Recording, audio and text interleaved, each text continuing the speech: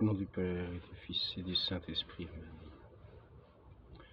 Je voudrais parler d'un sujet très particulier aujourd'hui, qui, si l'on veut, peut concerner une station du chemin de croix,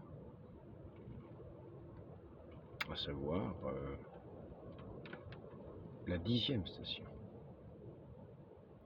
La 10e station du chemin de croix nous parle du dépouillement de notre Seigneur.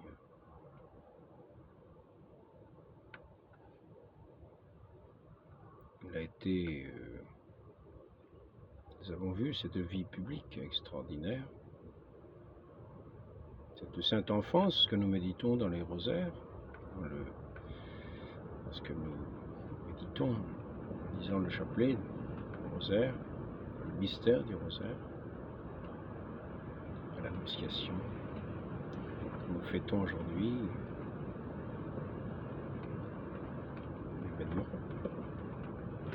l'incarnation de notre Seigneur, notre Dieu, qui vient dans ce monde par l'entremise de l'ange, qui annonce cette chose incroyable, cette grande nouvelle pour l'humanité entière. De cette humanité qui a été défigurée par le péché, qui a été abîmée, qui est cette condition, qui a chuté dans cette condition mortelle, dans cette condition de toutes les avanies du péché, de toute cette déformation d'esprit, de cœur, de toute cette sclérose, du cœur. Il n'est plus plein de cette grâce divine, qui n'était plus plein de cette grâce divine, cette grande nouvelle annoncée à celle qui était la toute pure,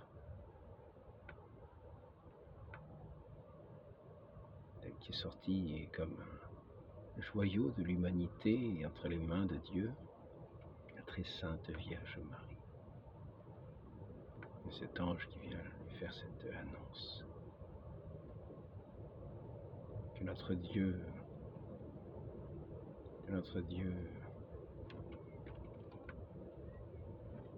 veut réconcilier l'humanité, la faire retrouver sa dignité pleine d'enfant de Dieu, se réjouir, se réconcilier avec notre Dieu qui est amour, nous faire entrer dans son royaume du pur amour divin et éternel, d'une béatitude sans fin dans le ciel. Notre Dieu qui va s'incarner, prendre notre condition humaine, qui nous rejoint dans notre condition humaine.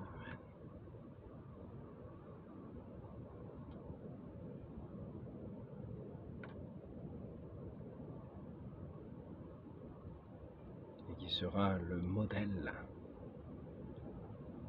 de l'obéissant, le serviteur. Notre Sainte Vierge Marie dit à l'ange, je suis la servante du Seigneur et notre Seigneur est le serviteur. Nous avons les récits du serviteur dans les textes d'Isaïe, du prophète Isaïe, qui sont comme une description de la passion de Christ. On dit quelquefois comme le 5e évangile. Donc, je pourrais en revenir maintenant à ce chemin de croix dans lequel il a fallu que notre Seigneur passe. Ne fallait-il pas que Christ souffrit sa passion pour entrer dans la gloire? Il a fallu qu'il prenne toute notre condition humaine et qu'il boive jusqu'au calice de l'amertume, de la mort, dans l'obéissance au Père, l'abandon dans les mains du Père, l'abandon confiant dans les mains du Père. Il a même connu cet abandon que peuvent connaître bien des esprits ici-bas, le sentiment de l'abandon, qui font partie de notre condition humaine, et l'apporter aussi, ce sentiment de l'abandon.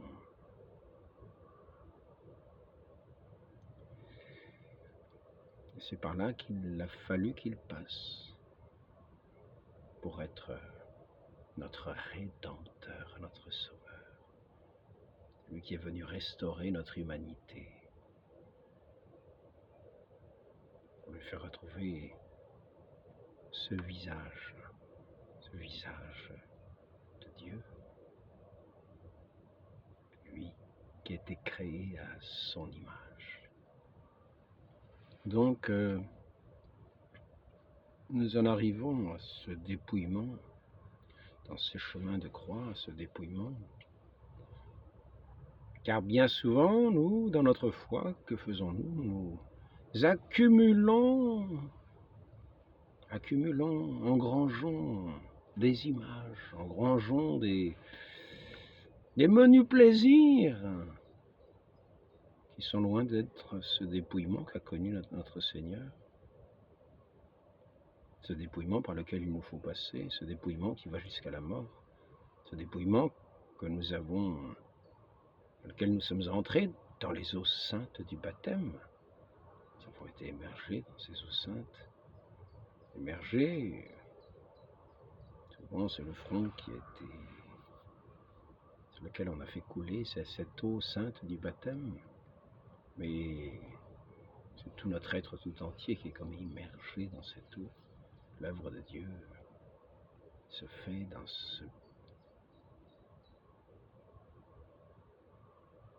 s'opère dans ce mystère, dans ce sacrement, s'opère pleinement dans cette mort au monde, cette vie de la grâce, dans le pur dépouillement dans lequel il nous faut suivre notre Seigneur. Et comme je le disais à l'instant, bien souvent, nous reprenons nos habitudes. Nous voulons combler le dépouillement par des tas de menus plaisirs spirituels, car nous nous encombrons non plus de choses sordides auxquelles nous avons renoncé, mais nous avons toujours la tendance à meubler notre esprit, notre esprit, non pas de ce pur amour de Dieu, à meubler notre temps, notre esprit, de tous ces menus plaisirs, de toutes ces satisfactions spirituelles, des images, des manières de façonner notre foi d'une certaine imagination, qui sont comme un habillement de notre foi. Et il se trouve que quelquefois cet habillement peut nous convenir, mais que d'autres fois, il faut passer par le chemin de l'aridité. Et tous ces habillements que nous avons pu mettre de notre foi, il se trouve que d'un seul coup, il sombre et trop encombrant. Il nous faut faire un pas de plus dans ce cheminement à la suite du Christ. Et c'est là que nous sommes sur ce chemin de croix, dans cette 10e station, où avant d'être crucifié, notre Seigneur est dépouillé de ses vêtements. On lui arrache sa tunique. On lui arrache quasiment la peau avec, parce que les blessures sanglantes de la flagellation ont comme collé la peau aux vêtements. Il va y avoir une certaine douleur dans cet arrachement. Et nous sommes installés dans une position spirituelle, dans une assise spirituelle. Nous croyons déjà arriver au ciel, mais non, nous ne sommes pas arrivés au ciel. Ici-bas, nous sommes dans ce cheminement de la foi, dans ce cheminement de la croix. Ce chemin, comme dit le Père de Montfort, ce chemin des rois, mais même dire cela, c'est déjà une façon d'habiller le chemin des rois. chemin de la croix, chemin des rois, c'est le chemin du roi, mais du roi qui semble ici avoir perdu même sa couronne pour être l'objet de dérision.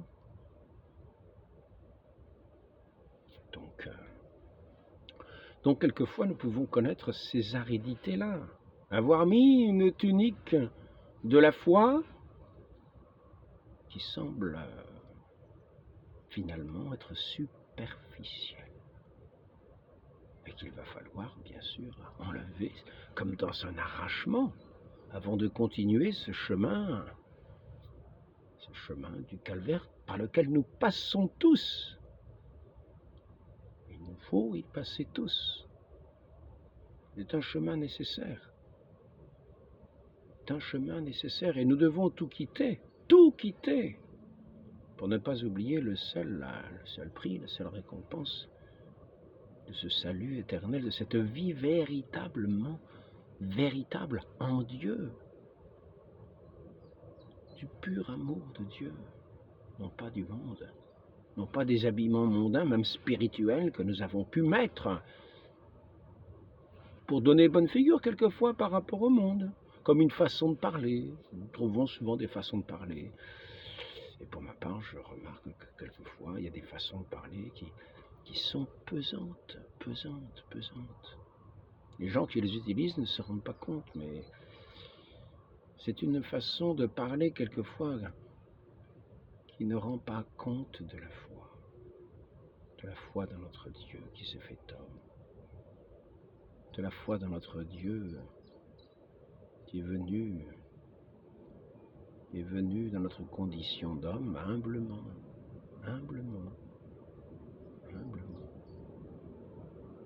À son école, il nous invite à être doux et humble. Ce n'est pas un jeu. Il ne s'agit pas de jouer la douceur ou l'humilité.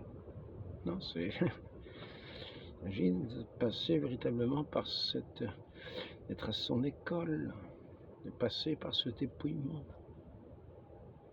Non pas se donner des attitudes.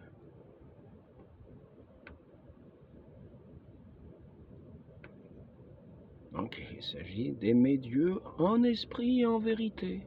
En esprit et en vérité. Quand on parle, ne pas parler de manière, comme dans une manière apprise. Bien sûr, nous avons appris à parler. Bien sûr, nous avons notre personnalité, nous avons notre manière de parler. Mais quelquefois, remarquons que certains, quand ils s'expriment sur les sujets de la foi, ne peuvent pas s'empêcher de parler des choses divines de manière volontairement les plus banales, pour penser peut-être être doux et humble. Ce qui fait que les choses de la foi qui doivent être dites d'une manière qui correspond à la pureté même dans la façon de parler. L'Esprit Saint nous apprend petit à petit, nous apprend à parler de manière digne, des choses dignes de la foi.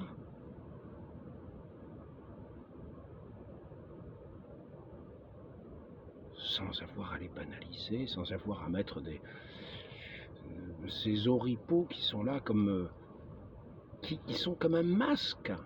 On croit qu'on s'habille, mais c'est un masque. On fait un masque qui cache la foi, cette foi qui ne demande qu'à rayonner dans la pureté de son éclat, dans tout l'éclat de son humilité.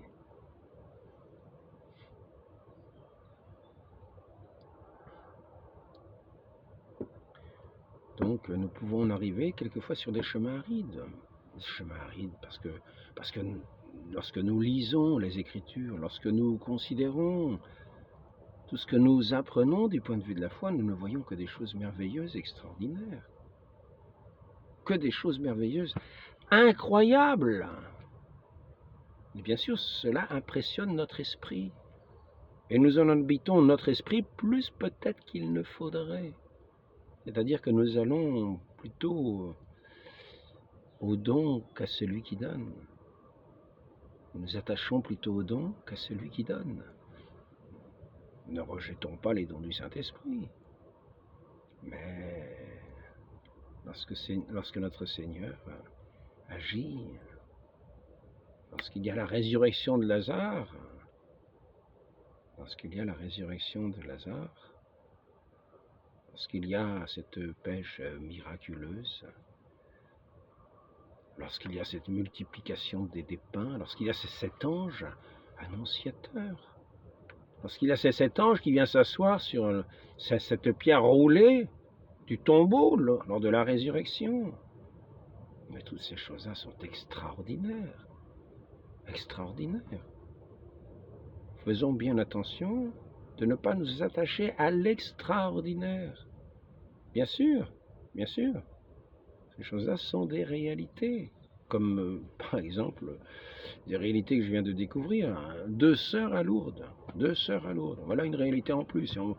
Attention de ne pas revêtir un oripeau qui va finalement nous masquer notre foi véritable, car il s'agit d'entrer dans ce dépouillement.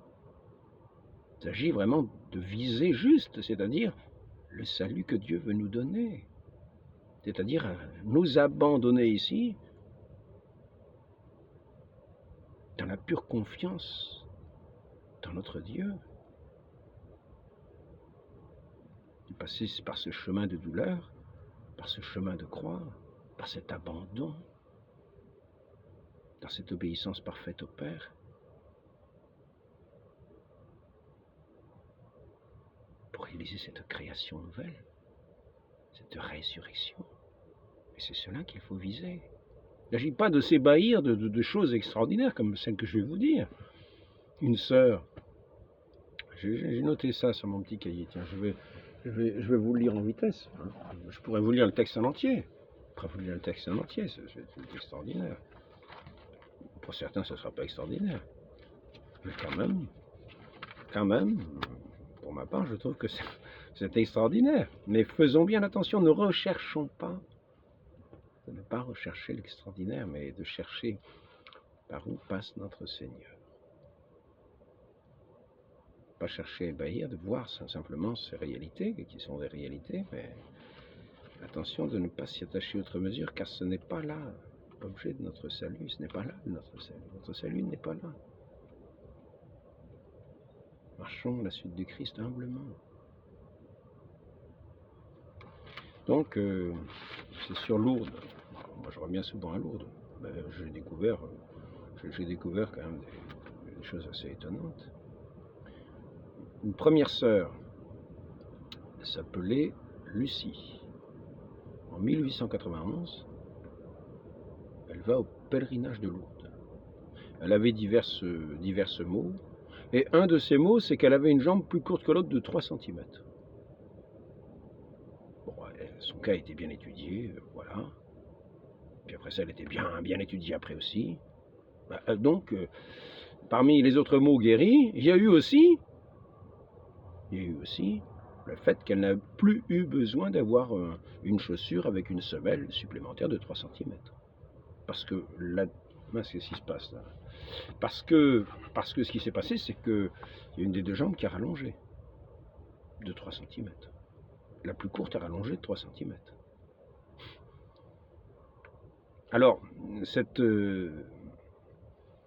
jeune femme avait une sœur. Cette sœur s'appelait Charlotte. Et elle avait aussi une jambe plus courte que l'autre de 3 cm. C'était l'autre jambe. Alors qu'est-ce qu'elle a fait? L'année suivante, 1892, elle va à Lourdes. Et qu'est-ce qui se passe? Eh ben, sa jambe, la jambe la plus courte, a rallongé, elle aussi, de 3 cm. Donc elle n'a plus besoin de sa semelle en plus. Et ça, ce sont des choses extraordinaires. Et comme ça, nous pouvons quelquefois combler une espèce de vide spirituel pour nous faire un vêtement. Mais lorsque nous sommes au milieu de ce grand vêtement de la foi, eh bien nous pouvons nager dedans un petit peu et nous y trouver comme pas encombrés. Parce que tout cela, bien sûr, doit nous amener à augmenter notre foi. Mais quelquefois nous nous complaisons complaisant dans le fait lui-même, dans une manière de voir, une manière de voir la foi, une manière de voir tout ce qui est des œuvres de Dieu, d'être émerveillé, et c'est le sens du mot miracle, la merveille. Mais d'oublier le principal, c'est le baptême. C'est-à-dire, nous devons avoir une foi suffisante pour que cette grosse montagne de notre égoïsme, de notre moi qui s'établit dans cet orgueil qui nous coupe de Dieu, que cette montagne, on l'envoie balader, et qu'on puisse entrer véritablement dans cette démarche de baptême, de cette mort à nous-mêmes. Nous sommes morts à ce monde. Donc arrêtons de nous émerveiller, émerveillons-nous quand nous avons une démarche de conversion. Et après ça, entrons dans le travail, dans le dur labeur, avec la douceur, bien sûr, parce que c'est un esprit de douceur que Dieu nous donne, un esprit de douceur, d'humilité, donc avançons avec. Et dépouillons-nous de ces espèces de béquilles qui ne nous conduisent pas à nous abandonner nous-mêmes pour mourir à ce monde, mais qui font qu'on va vivre dans ce monde en s'émerveillant, très bien, rendons grâce à Dieu de toutes choses, mais avançons, nous sommes sur ce chemin du calvaire, 10e station, le dépouillement, profitons-en, sachons bien ce que signifie ce dépouillement, il faut savoir nous dépouiller même de ce qui peut ravir nos esprits et qui, quelquefois, peuvent devenir ensuite encombrants du point de vue de l'esprit, car cela nous empêche presque d'avancer, de continuer d'avancer dans ce bain du baptême qui est la mort à nous-mêmes. Nous sommes morts à ce monde, nous ne sommes plus de ce monde. Notre vie, elle est toute en Dieu, tout dans le Christ, ressuscité. Mais cela, nous ne le voyons pas encore. C'est en espérance. Nous sommes morts à ce monde et nous vivons, mais c'est en espérance. Ce que nous dit Saint Paul, c'est en espérance. Donc, essayons d'entrer non pas dans un marchandage humain, parce que nous avons mis un vêtement qui nous fait paraître aux yeux des autres de telle manière. Sachons renoncer à nous-mêmes. Osons le pas de la foi, que tous ces événements nous servent à oser le pas de la foi, à suivre le Christ, notre Seigneur, qui est mort sur cette croix et qui, mourant sur cette croix, a comme condamné le monde. La condamnation que le monde a faite du Christ, il l'a crucifié. Le monde est crucifié pour le Christ sur la croix, et nous, pareil. Nous visons la vie éternelle, l'unique vie éternelle. Notre Seigneur est venu parmi nous pour nous conduire à la vie éternelle, pas pour nous mener dans un bonheur de ce monde, non. La Sainte Bernadette, d'ailleurs à Lourdes, il a dit, je ne te promets pas, la Vierge Marie lui dit, je ne te promets pas le bonheur ici-bas, mais dans l'autre monde. Je ne te promets pas d'être heureuse ici-bas, mais dans l'autre monde. Donc sachons-le. Non, il ne faut pas être des rabat-joie, mais sachons où nous sommes. Moderato.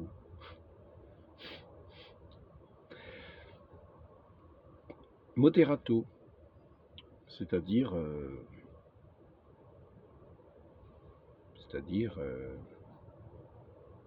soyons la suite de notre Seigneur.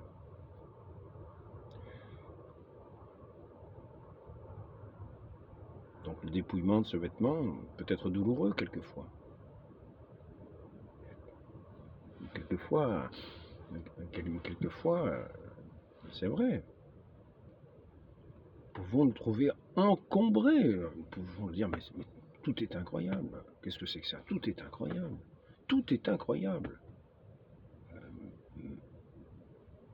Avançons dans les eaux saintes du baptême.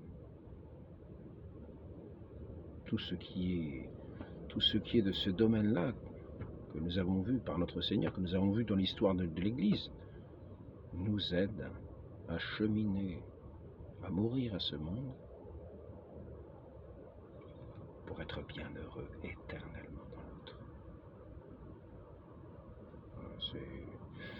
C'est le petit entretien qui n'est pas très long, mais